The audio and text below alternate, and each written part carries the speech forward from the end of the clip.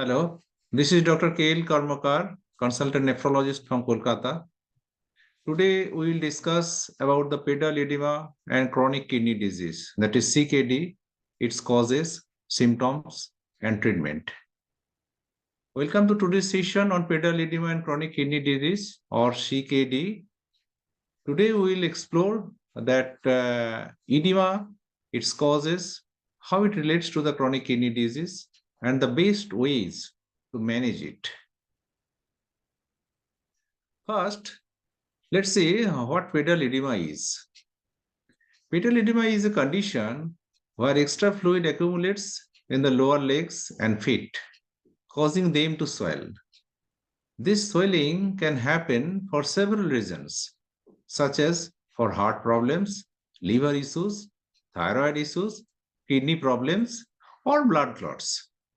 Our body fluids are divided into two main areas: inside our cells and outside them. The outside area includes the space around our cells and inside our blood vessels.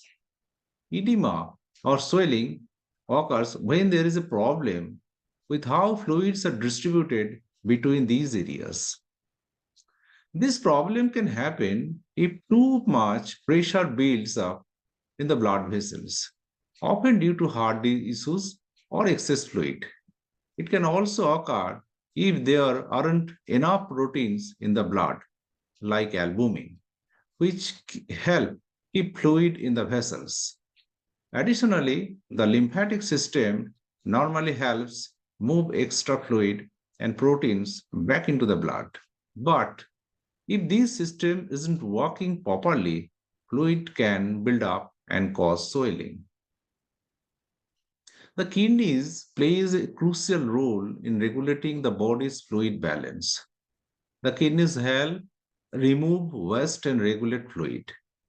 When they are not functioning properly, fluid can accumulate, leading to edema, as seen in the chronic kidney disease, acute kidney injury, or acute renal failure, and nephrotic syndrome. Edema is one of the major symptoms of chronic kidney disease. Let's explore how clinicians approach to diagnose the edema. First, a detailed history helps identify risk factors and underlying conditions like heart failure, kidney disease, and thyroid disorder. Edema can be generalized or localized. Come to the generalized edema. This type affects the entire body or large areas and is often linked to conditions such as heart failure or kidney failure. Localized edema. This type of causes swelling is just an area of the body. It's often due to the inflammation, blocked lymph fluid flow, or issues with blood flow in the veins. During a physical examination, clinicians look for the pitting edema. That means the indentation after pressure indicating heart failure or nephrotic syndrome. And non-pitting edema suggests lymphatic obstruction or hypothyroidism.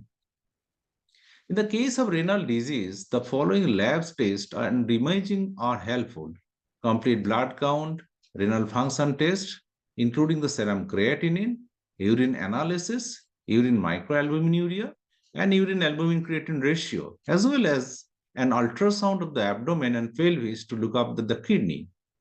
A thorough history and physical exam are likely. Identifying systemic causes and systemic signs guide the management of this plan. When it comes in managing edema, the approach depends on whether the cause is local or systemic. For local causes, non-pharmacological treatments are essential, alongside the addressing the underlying issues. For systemic causes, a combination of general measures and targeted treatments is needed. For local edema, non-pharmacological measures includes limb elevation. That means regularly elevating the affected limbs helps reducing swelling. Next, the compression therapy. Wearing compression stockings can assist in improving the blood flow and reducing edema. Next, physiotherapy. Massage and other physical therapies should be performed by trained professionals only. Next, the eyes application, useful for severe or congested edema and causes of cellulitis. In cases where systemic causes are at play, such as the chronic kidney disease, treatment focuses on reducing fluid retention and addressing the underlying condition. This involves the salt restriction. Limiting salt intake helps prevent fluid buildup and manage volume overload. Number two, diuretics. This medication increases urine output to help manage fluid levels. Different types of diuretics includes the loop diuretics like furosemide or semide, often preferred for their effectiveness and longer duration of action. Thiazide diuretics like metolazone, these are used adjuvantly for enhanced diuretic effect. Next, the potassium sparing diuretics like spironolactone. These are used cautiously due to the potential risk of hyperkalemia, that means elevated serum potassium level. The choice and the dose of diuretics depends on factors like the severity of the edema, the patient's hemodynamic status, and the kidney function.